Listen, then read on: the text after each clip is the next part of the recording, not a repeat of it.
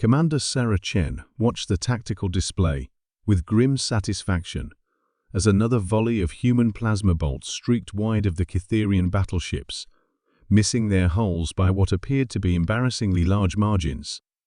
The alien fleet's communication channels crackled with what the translation algorithms identified as laughter-harsh, chittering sounds that conveyed unmistakable mockery. "These mammals cannot even aim their primitive weapons properly," came the translated voice of Admiral Zextar, the Cytherian fleet commander. "Perhaps we should offer them targeting lessons before we obliterate their pathetic species." More laughter echoed across the comm channels. Sarah's tactical officer, Lieutenant Rodriguez, shifted uncomfortably in his seat. "Ma'am, they're broadcasting on open channels. The entire fleet can hear them mocking our gunnery." Sarah allowed herself a small smile. Good. Let them laugh. The battle had been raging for 47 minutes above the human colony world of New Kyoto. The Cytherian hegemony had arrived with overwhelming force, 12 dreadnought-class vessels, each one 3 times the size of humanity's largest warships. Their technology was superior in almost every measurable way: better shields, more powerful weapons, faster engines.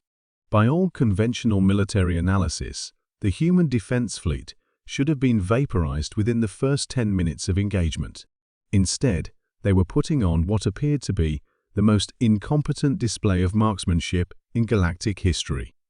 Lieutenant Commander Park, the fleet's tactical analyst, spoke up from her position at the holographic war table.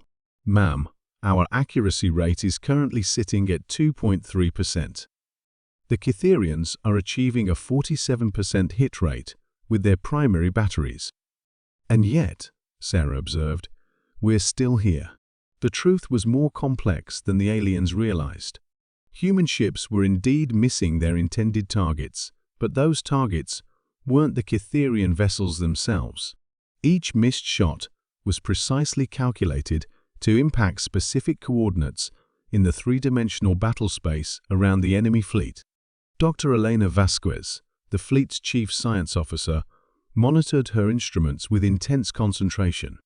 Her readings showed exactly what Sarah hoped to see: a steadily increasing concentration of charged particles in the space surrounding the Cytherian formation. Every human miss was adding to an invisible web of electromagnetic interference that was slowly but systematically disrupting the quantum coherence fields that powered Cytherian technology. The aliens' superior technology came with a critical vulnerability that human intelligence had discovered through months of careful analysis of captured Cytherian equipment. Their weapons, shields, and propulsion systems all relied on maintaining precise quantum entanglement between specially designed crystalline matrices. Disrupt that entanglement, and their technological advantage would collapse like a house of cards. Target the lead human vessel. Admiral Zextar commanded his fleet. End this pathetic display. Perhaps, if we destroy their flagship, the rest will surrender and spare us further embarrassment. The Cytherian dreadnought's main cannon powered up, its exotic matter core generating enough energy to crack a moon. Sarah watched the charge readings climb on her tactical display. In 30 seconds, her ship would be nothing but expanding plasma. "Now, Dr. Vasquez," she asked calmly. "Quantum coherence degradation at 87% and climbing," the scientist reported. "We need another 15 seconds. 15 seconds Sarah didn't have. "All ships, pattern Delta 7, she commanded into her comm. "Maximum acceleration, random evasive maneuvers. Keep those misses coming." The human fleet scattered like startled birds, their ships diving and weaving through 3-dimensional space in apparently chaotic patterns. To the Cytherians, it looked like panic. More laughter filled the comm channels as alien gunners tracked the fleeing human vessels, their sophisticated targeting systems easily predicting the humans' random movements. What the aliens couldn't see was that every human ship was following a precisely calculated trajectory, designed to place them in specific positions relative to the expanding electromagnetic field their missed shots had been creating. Each vessel was now a mobile node in a vast three-dimensional array, their combined engine emissions adding the final element needed to complete Dr. Vasquez's quantum disruption matrix. Coherence breakdown at 95%, Vasquez announced, approaching cascade threshold. The Cytherian flagship's main weapon reached full charge. Sarah could see the exotic energies building in the alien dreadnought's forward cannon array, reality itself beginning to warp around the weapon's muzzle. Cascade threshold achieved, Dr. Vasquez said quietly. The effect was instantaneous and spectacular. Across the Cytherian fleet, quantum entanglement fields collapsed in a chain reaction that propagated faster than light through their crystalline matrices. Shields flickered and died. Weapons powered down. Propulsion systems went dark.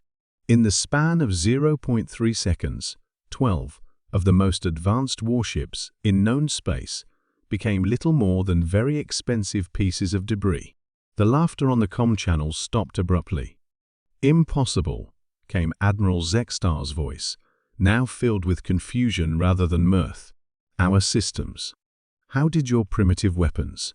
"They didn't," Sarah replied, switching to an open channel so the entire alien fleet could hear her.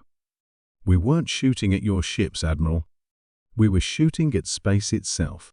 She gestured to her tactical officer, who brought up a holographic display showing the quantum disruption field that now surrounded the Cytherian fleet. The aliens' sensors would be able to detect it, now that their shielding was down a web of electromagnetic interference so precisely calibrated that it turned their own advanced technology against them. "You see, Admiral, humanity learned something important when we first encountered your people. We learned that sometimes the best way to fight a superior enemy isn't to match their strength, but to understand their weaknesses. Your technology is impressive, but it's also fragile. Every system depends on quantum coherence, and quantum coherence can be disrupted." Admiral Zextar's voice came through the comm, much quieter now. You deliberately appeared incompetent. Made us underestimate you. An ancient human military philosopher once said that all warfare is based on deception, Sarah replied. "We let you think we couldn't shoot straight because we needed you to stay in formation long enough for our real plan to work. Every miss was exactly where we wanted it to be." The Cytherian admiral was silent for a long moment. When he finally spoke, his tone carried what the translation algorithms identified as grudging respect. "Your species is more dangerous than we anticipated." Sarah smiled grimly. "Admiral, you have no idea. Now I believe we need to discuss terms for your surrender." As the human fleet moved to secure the disabled alien vessels, Sarah reflected on the nature of tactical deception.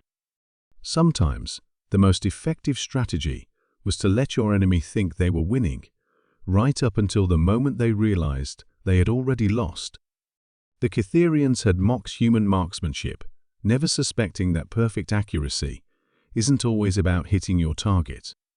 Sometimes it's about hitting everything else.